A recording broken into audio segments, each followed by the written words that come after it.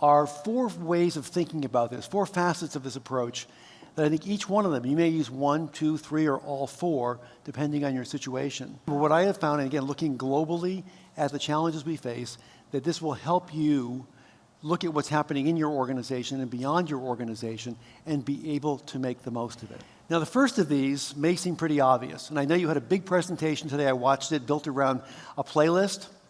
I'm sorry I couldn't bring the talking heads tonight. Tonight we're going to make sense. We can't stop making sense. But making sense of what's going on. And I know you're thinking, okay, we just said no one quite knows what's happening. How am I going to make sense? Well, you're going to do it, and I'll give you a couple of ways. And we know from the psychological research, we orient ourselves, we as humans orient ourselves by space, by the places we are they familiar or not. We do it through time. Or if you travel and you get out of your circadian rhythm, how you feel disoriented. Time is very important to us. And relationships are critical. We are a social species. We are meant to take cues from each other. We are meant to work together.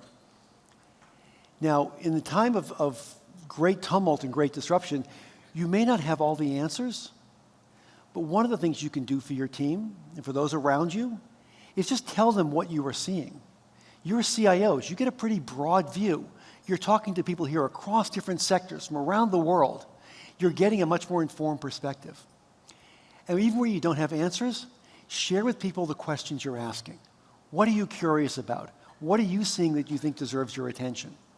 Those kind of things will help people orient to a very uncertain time. It'll give them an island of certainty. And here's your first big insight into how we operate as humans. This is critical. We are primed to overreact to threat and risk. When you go back to the earliest humans, those who underreacted to threat or risk are not represented in the gene pool of this room, or this hotel, or this city, because they were lunch, or perhaps dinner, for a very hungry dinosaur. It was an evolutionary advantage to overreact to risk. And so we have carried that forward. And so when we can't orient ourselves, when we can't quite make sense, we wind up spending a lot of time using what's known as our reptilian brain, or my colleagues and I call it the emotional basement. It's where your survival instincts live.